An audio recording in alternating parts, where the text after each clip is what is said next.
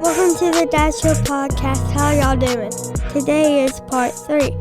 And you get on your phone because you want to de-stress, or you turn on your favorite show, or you got the game on and you're like, don't bother me, I got the game on. Your kids are going to know you're not to be bothered at any point, and they're going to start looking for other avenues to connect. Yep. And it's not a spot you want to be in with your kids.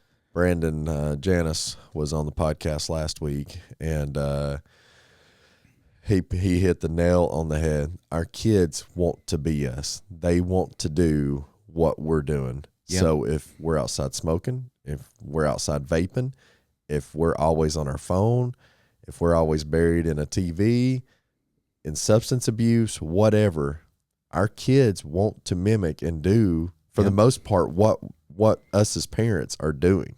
So they're going to do it. And it's exactly what you just said a few minutes ago about that connection. They want a connection with us. Yeah. They don't want to text us from their bedrooms. They may want to, but they don't really want to.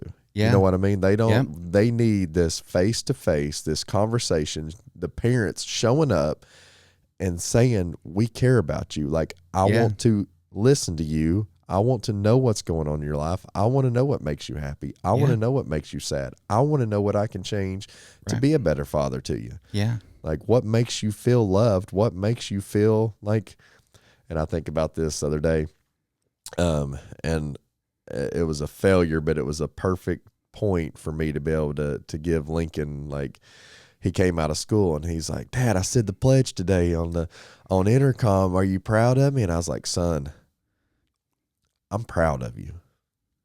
I don't care if you do the pledge. Yeah. I don't care if you go rob a bank. I am proud of you no matter what. Now, you can do stuff to make me happy. You can do stuff to make me sad or mad or, disappointed, whatever. I want you to know 100% all the time, I am proud of you. There's nothing you can do to make me more proud of you. There's nothing you can do to make me less proud of you. And kids need to hear that, man. Oh, they do. And it's so funny because I say that at schools as they're leaving. So as they're leaving the auditorium of the gym, I fist bump, I high five, and they have this thing now where it's dap me up, like dap me. So I do that with them. But every time I do one of those things with them, I look at them and I go, I'm proud of you. And you know what's different is they get this look on their face like, why? Yeah. Like, why are you proud of me? Like, what did I do to deserve that? Right. Yeah. And I think we've built this society that for kids to think that you have to do something for someone to be proud of you. Yeah. They have so much value and worth. And that's why I'm proud of them. Yes. Because whatever they're walking through, they're still here, they're still fighting, they're still going through it. They're still trying to manage it, whether they vape or drink or use tea, whatever it is, they're still here. Yes. And I'm proud of them for that. Yeah. And it's eye-opening to say I'm proud of you, and them just kind of be like, what? And then they'll like turn around and look at their friend and they're like, it's your turn now. Like, you got to go through the awkward moment now, and I do it again, and they're just kind of like, what's going on with this guy? Yeah. But I know that there are kids that sit in those bleachers and those auditoriums that they get up, they get dressed, they come to school, they get dropped off, or they get off the bus, they walk in the school, and by the time they walk in the doors to their classroom, they have not heard I love you one time. Yeah. Not once. I know those kids exist, and they're in our schools today, and I want to make sure, I know that God has sent me to make sure that they feel loved and valued. Well, how validating is it, man, that you don't speak one part of the gospel through your whole speech, and every single time Jesus' name comes up? I mean, how much more validating can it be? That's not a coincidence. No. You know what I mean? Like, not a coincidence. So you're 100% doing God's work. And man, it breaks my heart to think about those kids that are in the homes that the only break that they get from being beat, sexually abused, whatever the case may be, verbally abused, is at school. At school. And they want to come, like, like I remember being young and we had a snow day. I would be so excited. Oh, I know. I didn't have to go to school. Thank you, God, for Yeah, all the snow yeah, outside, so yeah. I don't have to go to school. But then those kids look out their window and they see the snow, Yeah. and they just start like, "Oh no, Yeah. I can't do this anymore. Yeah. I can't." And that's the only break they get is when they know. come to school. That I just know. breaks my heart, man. I asked kids this morning, I said, what brings you joy? What makes you joyful? And I heard, like family and my dog, and one kid said Jersey Mike's, and I was like, yeah, me too. Yeah. But I got to one student, and she said school, and I was just like, I have to wonder why. Maybe it's just because she loves school. Maybe it's whatever. But yeah. I know that there are kids, they get to eat at school, Yeah. and I mean, it's just, they're going through some things that we could never even imagine. And you'd said something earlier about how they want to do what we do, Yeah. right? Yeah. And it's that nature and nurture portion, so we can pass down our addictions and through nature, right, through DNA. Yeah. But we can also nurture them into negative behaviors as parents, Yeah. or as guardians. We can nurture them into smoking. We can nurture them into not having anger management. Yeah. We can nurture them into those things, and then now we have chaos in the home because we're both like that. And I don't know if you've ever lived with anybody that's like you, but do we really like ourselves? My son is that boy wants to test me every second of every day. But he's just like you, Exactly. and that's like, why, Yeah. but when you have that, it can be chaotic, especially if it's, emotional, if it's drugs or alcohol or, dysregulated emotions and stuff like that. It's chaotic. And then they're, I'd rather not be here in this home. And sometimes you would feel that way. Like, Exactly. I'm not going to go home to my family because it's all chaos. Yes. And I don't want to be there, and I'll just like bring it all full circle. If you turn your life and hand it over to God and go, God, my anger, I can't handle it. You can. Yes. God, my addictions, I can't handle them. You can. Yeah. My marriage is out of control. Take it. Yes. You do that. And again, we're not saying it's going to be sunshine and roses. Yes. But man, you're going to start to see the blessings in it, and you're going to think differently. Yeah. Like I don't know about you, but when I hand things over to God, I start to think differently. And it's in more of a positive way. Yes. Yeah. I can be a negative thinker. Yeah. But when I okay, God, I don't know about, what's going to happen with this issue. You handle it. And then sometimes a thought will pop up and it'll remind you, like, remember, you don't have that handled. Yeah. And then your thought process is, yeah, but God does. And I don't have to worry about it. I don't have to dwell on it. I don't have to be anxious about it. Like, it's his. Yes. And it's not mine. And Whatever he decides, he decides. Yeah. And I'm going to go with it. But it's easy to say that. It is. It's hard to do. It's hard to do. It's very hard to do. But once you do it, and this is one thing I tried to keep myself on that track, something simple as my son giggling. Thank you, Jesus, for him giggling. Thank you for his joy. Like, every little bit to help me continue to let him control it. Yeah. Is thank you for this. Yeah. Thank you. Being grateful, Yeah. showing that and acknowledging that's because of you. That's not because of anything Right. I did. That's because of you. Yeah. And, that helps keep me on track of continuing to give it to him, to know, yes, you've got it. You're continuing to take care of it. Yeah. My like, kind of adding into that, my kids snore. They all snore. I can't sleep when people snore. And we always, in that little house that caught on fire, I mean, you could hear everything in that house, Yeah. and they would snore and I'd be up all night.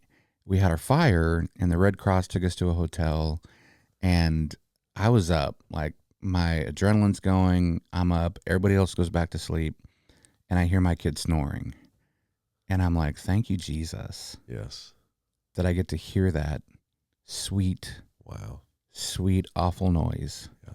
that's coming out of their throat Yeah. and their nose, but I was just so thankful for it. Yes. And that mindset of the things that can annoy us, there are things that can happen in our lives to where we appreciate it more than anything in the world.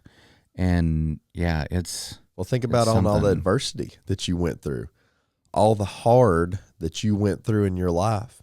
And now that where you are today, you're thanking Jesus for every single bit of it. Yeah. Because it made you the man, the husband, the father, the witness to all these youth, and the speaker that you are today. Yeah. Like, without all that, you're not. No. Yeah. And I hate to even use the word, but like just a normal guy probably, and it doesn't mean I wouldn't go to church and, live the 9 to 5 or work in a factory or whatever. But, I'm who I am today because God knew the plans that he had for me before I was ever in the womb. Yes. And he knew the adversity that I would go through. Yeah. And he made me, like he made me. and I'm where I'm at today because of all of that. Yeah. And I was thinking earlier when you said like how hard it is to hand your kids over to him. If you think about that he made us and he knew us before we were ever in the womb, how hard is it for him Exactly. to let us Wow, I've never thought come of it into that this way. earth and deal with all the things that we have to deal with. And he's just giving us the free will to trust him. Yes. And to love him and to glorify him and to praise him. That's powerful, man, to think about. Like, wow. I know. Because, it's so hard whenever my wife and I have to make a decision of whether my daughter needs this or our daughter, not my daughter. My wife would kill me if she heard me say that, but she is a daddy's girl. I wouldn't have to say that. Edit it out. But, when we make a decision on our daughter, like it is so hard for us to know. And I mean, back to me weeping so hard that I couldn't even think of a prayer because I knew what my daughter was going to have to go through. And my wife and I made the decision to go through that. And what you just said is so powerful, man, to think that God knows how this world is. God knows how deceiving and terrible and conniving the devil is. For him to I'm making this child to put into that. Yeah. I'm sending them in to the fire. Yeah. David, I've never thought of it that way. That's powerful. Yeah. It's, I mean, you hit the nail on the head. Like he knows this world and he knows that Satan has roamed it. I mean, from the very moment he put Adam and Eve on this earth, the devil was in there, trying to convince them that God didn't matter. Yeah. And he's still doing it today. And we're seeing it. We're seeing it through social media. We're seeing it through TV. We're seeing it through all this other stuff. And yet God still continues to say, I'm going to let you go have free will. I love you. I created you. I know you. Yes. And now you have the free will to go and choose me or not. How hard is that for a father to do? How, I think about me just like taking Jake outside and going, hey, there's the world. You've got 3 months. Yeah. Go test it out. Choose it or choose me. If it works out for you, great. If it don't, whatever. Yeah. I couldn't do it. I couldn't do it either. No.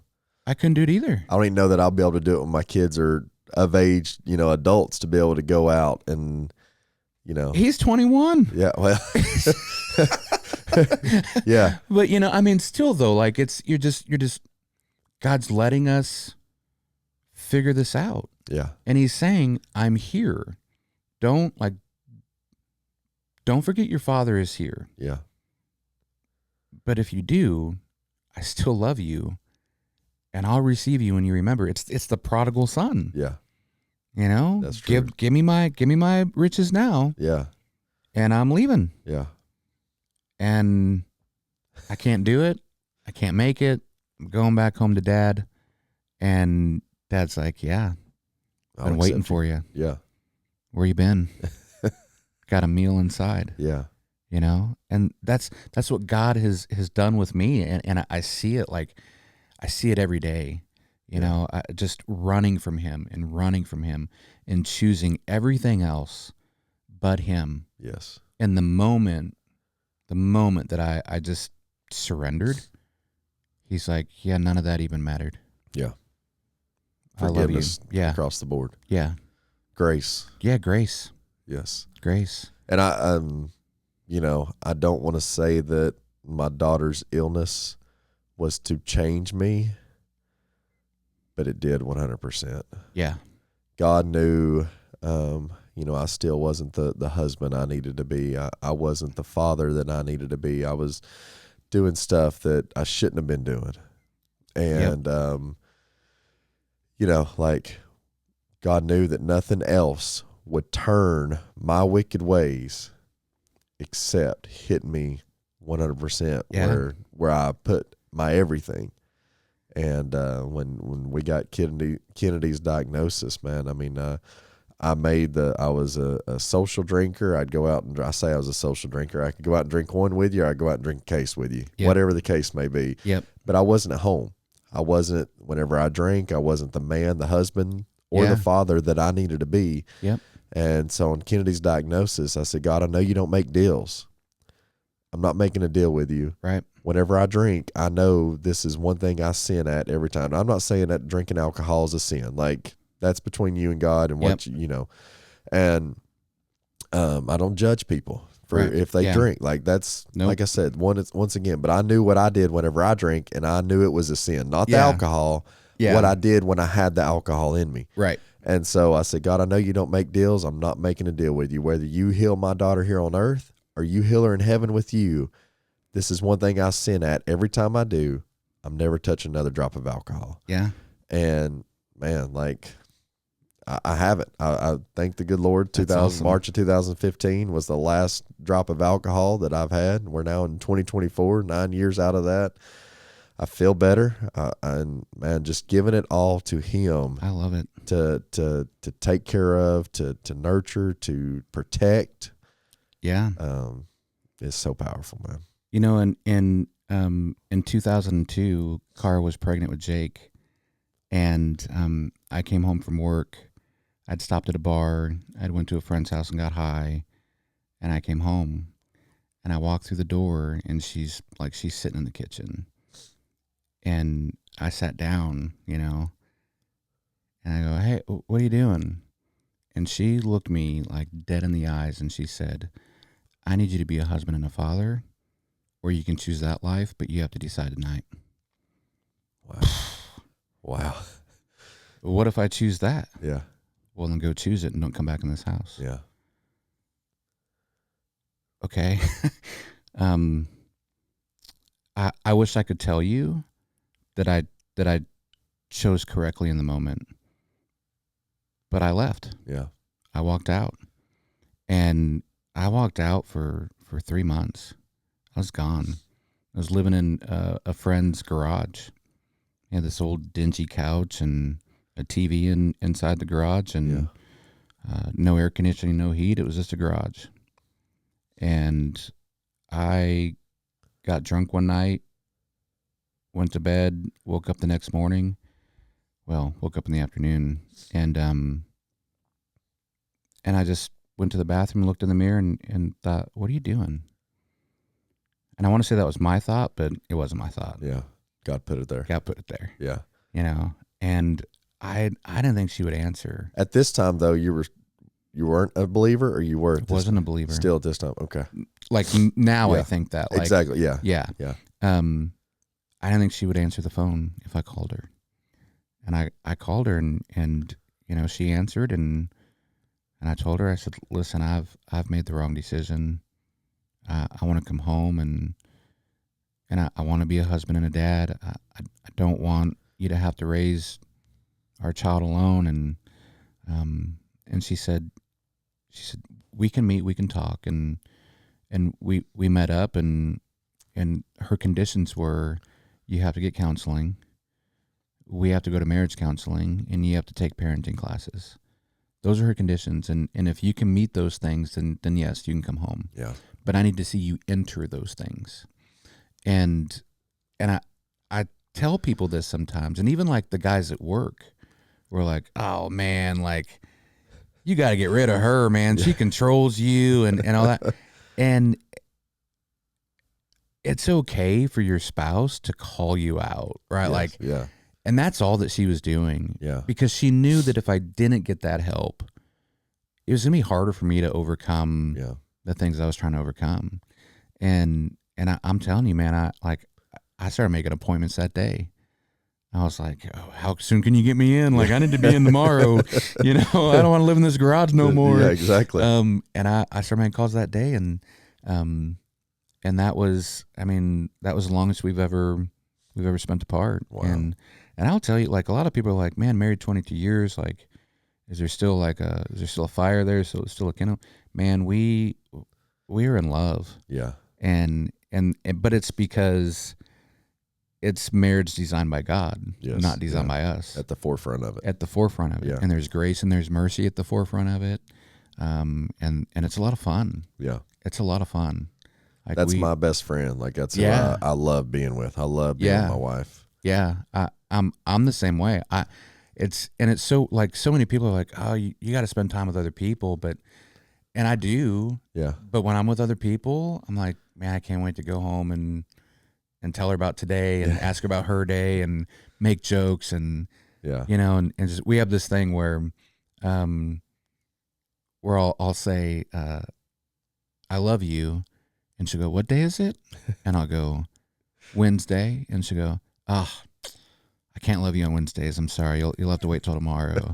You know, and that's been our thing for forever. And, you know, I love it. I mean, it's just, and I know that she loves me on Wednesday. I know she loves me on Tuesday, but it's just that little playful game that we have, exactly, you know. And it was yesterday. We were at the store, and I said, hey, I'm gonna go. I don't know, look for bread or whatever. And I said, love you. And she goes, love you too. And I go, huh. All right, must be my day. Yeah, you know, hit the jackpot. yeah. And I'm telling you, man. If you can find Christ, if you can believe that he's the Son of God, if you can believe that he lived a perfect life, and if you can believe that he died on the cross and rose 3 days later and ascended into heaven, if you can believe those things, man, your life changes. Yes. It changes. And it doesn't have to be an extravagant change. No. But man, it changes. Because I remember not being believers and the knockdown, drag out fights we would have. Yes. You're wrong. No, you're wrong. No, you're wrong. Go your separate ways and don't talk to each other for 2 days, you know? And now none of that stuff is important anymore. Exactly. My way is not important. Her ways, it's not important to her. It's does this glorify God? And turning to God makes you less selfish. Absolutely. And self-centered too. Absolutely. Because it takes, like, instead of you feeling like I've got the power, I can take care of this. This is me. This is all me. This is all mine. No. When you realize that it is all God's and he's in control 100%, it takes the selfishness out of it and helps you to be a better father, a better husband, because, you know, it's no longer my power. Yeah. It's our power. Yeah. It's us. Yeah. It's so funny because if you get married before you're saved, it's stressful. I mean, and marriage is stressful anyways. I'm not saying that, but it's just like there's this extra, I don't even know what to call it, but it's there. Yeah. You know, and it's almost like you can't make the other person happy. That's how we felt for a long time. We couldn't make each other happy. And, you know, there was one time where I did all the laundry, put it all away, came home, and it's hung up wrong. And I'm like, what the heck, man? Like, do you know how long I worked on this? You know, kids' laundry, our laundry. I put it all away, folded it. You know what my chore is? What? It's laundry. Like, she's just like, you know what? I don't have to have the clothes hung up a certain way. Yeah. I don't have to have them, however I want them. If you're willing to do that, Yeah. and you're willing to serve me in that way, then have at it. Yes. And I love doing laundry. Yeah. Like that's my thing. And she's just like, yeah, go for it. Have at it. But man, 15 years ago, forget it. I didn't touch laundry for a long time. I was like, I ain't doing it. Yeah. If I can't hang it up correctly, then, right. I'm not doing it. That was a big one. I bring up Brandon's podcast. He lost his wife to cancer. And he's like, I came home from the hospital and 2-3 weeks went by and I started noticing stuff that she done that wasn't getting done that I never noticed prior to. Laundry, dishes, house being clean, girls' hair appointments being made, lunches being packed for school, and like he said, I'm not putting women into that bubble that they need to take care of the house and stuff of that nature, but that was just what she did. Right. And he's like, man, acknowledge that. Yeah. Like acknowledge the little things throughout the day that your spouse is doing, husband or wife, or even your kids. Like if they're helping around the house, like, because I think of it on my aspect. If I'm doing something, let's just take your laundry. Let's take it. Let's take that into action there. If I'm doing laundry and I'm working, like this is how I'm going to help around the house, and I do the laundry and I hang up the clothes, but yet you complain that I hung up the clothes wrong, that's going to make me not exactly what it done to you, make you not want to do laundry. Yep. And even if I do hang them up correctly and all's good and you don't complain about it, I may continue doing it. But when you acknowledge it and say thank you for doing that, even the smallest little thing, like that is going to get, just like telling these kids, or even when somebody tells me today, I'm proud of you. Yep. That gives me so much more fire to want to do it more. Yeah. And man, that's like, I can't say that enough. And switch it to your kids now, right? Like what are the things that they do that we're not saying thank you for? Yeah, exactly. And I like gratitude it's one of the best family traditions you can have, right? It's not a tradition, but exactly. I mean, it's one of the greatest things that you can do as a family is be grateful for what they're doing and grateful for one another. I mean, when my kids are apart, if they spend time apart, we all recognize it. Like, and my two daughters, they're, what's the name of it? They're not twins, but they're 11 months apart. They have a name for it, but they act like twins. Yeah. And when they don't spend time together, like it's almost like there's this emptiness in our lives, and because they're grateful for each other, they love one another and they encourage one another, and for the most part, they're kids, but they're siblings. They're siblings, yeah.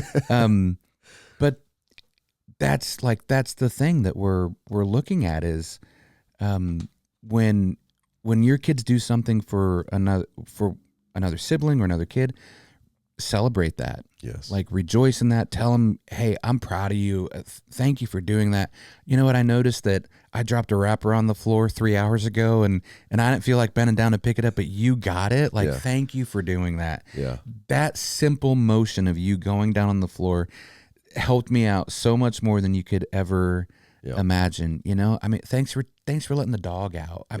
It's so simple.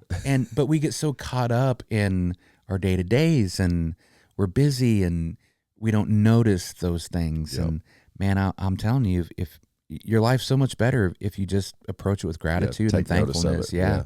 That'll help out. And speak it. Yes. Don't just hold it to yourself. Be like, I do like when they say that, or when they do that chore. I appreciate that. Tell them. Yeah, overly communicate it. Tell them. Yeah, overly communicate. Yes. It's so funny because I've worked in prevention for years, right? Like, don't do drugs. Vapes are bad. Nicotine is bad. Here's what it does to the brain. Here's what THC does to the brain. Let me tell you about what I was like when I was your. Like, I do this to my kids all the time. Yeah. And so sometimes I walk through the door and I'm like, hey, can I tell you something? They're like, no.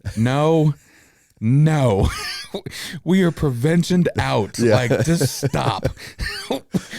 We're not doing drugs, okay? Like, it drives them, but I'd rather over communicate it than not communicate it at all, and then see them fall into this trap of what they've inherited from me. Yes. You know? And I mean, you can't over communicate love. Oh no, not enough. You can't do it. No. If it was possible, what Jesus did on the cross wouldn't have mattered. Yeah. Thank you for coming to watch part 3 and come tomorrow to watch part 4. Thank you for listening to the Dad Show podcast.